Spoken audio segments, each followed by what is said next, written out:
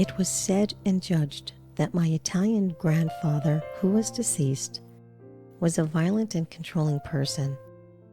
I was told stories of my father's father enjoying urban Sunday summer afternoons with the neighborhood priests, where sipping Italian red wine from stemless glasses and casual conversation was a common event on the stoop of their Bronx apartment.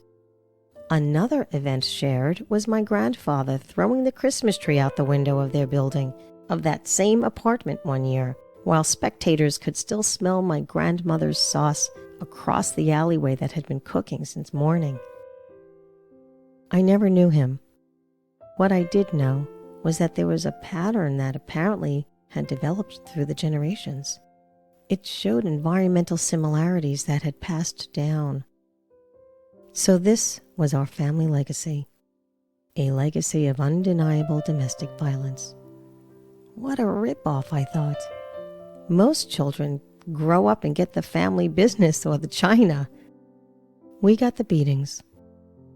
That pretty much summed it up for me. One day, my sister and I went to my aunt for what we hoped would be our first courageous time to tell someone outside of our immediate family what we were experiencing behind closed doors. We bravely told my aunt that our father was beating us. As I recall, we didn't color or add to the story. We just came out with the facts. It was difficult enough to even discuss and expose, so we didn't give any ugly details. She proceeded to respond in an odd, matter-of-fact way. In my view, I remember the response as unemotional and pragmatic. I don't recall exactly what she said, but her reply was something like this. Our father hit us too. That's what they do. It doesn't mean your father doesn't love you. Astounding remark, I remember thinking. I imagine she may have responded differently if she had a different experience in her own upbringing as a child. Only a few stories were shared, and their life as children was seldom spoken of. My hopeful face dropped, and my sister was angry. We went to her for help and realized she was not the right candidate for the job. It seemed at the time that no one was.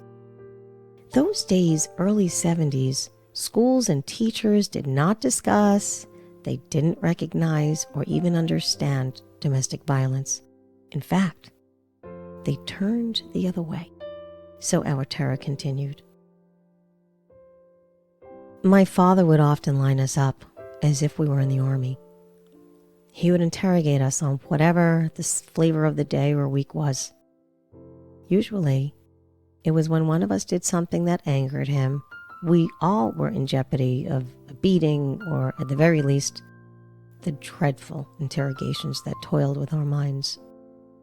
My personal memory of it was nothing less than awful. One day, he was interrogating my oldest brother. He asked my brother a question. He was to remain there until he gave an answer. The right answer got you off the interrogation lineup. The reverse usually got you either a beating, or you had to stay standing there until you came up with the answer that he wanted to hear. I remember my brother standing there for what seemed to be at least an hour. I imagine that my brother was either afraid of what his first answer might be, or if it were the right one. Or was he contemplating sharing the voice inside of his head to disagree? It was probably the latter. It seemed that he also would daydream off into a mental space of safety, which was actually fear in safety's clothing. Well, my father awaited the answer, which challenged my father even more. This always led him to an insane result of even worse mental abuse. It was an environment I do not wish on anyone. Typically, in our house growing up, when one sibling was in trouble, we all were in trouble. It's been said that I received the least amount of physical beatings. To my recollection, my oldest brother may have received the most amounts of physical beatings, although memory cannot be certain. However, we were all interrogated on a regular basis for hours at a time, which was emotionally traumatizing. The point is, each of us owned our own personal pain. Collectively, we shared it. I grew to understand this as shared compassion.